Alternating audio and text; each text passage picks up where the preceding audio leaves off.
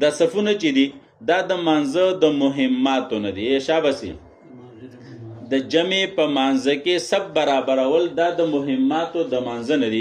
رسول الله مبارک بعد د صحابه کرامو د صفونو ډیر زیات اهتمام کولو او کم کس به چې په صف کې کوګو ولاړو نو نبی علیہ السلام باغه ته سخت زورنه ورکوله او رسول الله مبارک او فرمایل چې ستاسو صفونه برابري نو ستاسو منځونه به برابري، چې صفونه هم ګډ وډي نو منځ به هم ګډ وډ دی.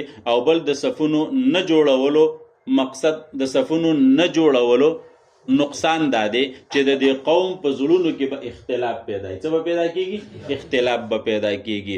او کم اهل محله چې په جمعات کې صفونه برابر جوړي ټول یو شان ته ودرېږي، صحیح صفونو کې ودرېږي، الله رب العزت به د دې د زړونو نه کینې حسدونه او بغضونه څه کوي لکه وباسي، په زړونو کې به اتفاق راځي. نو د صفونو برابرول دا د مانځه د اهتمام نه دی. ښه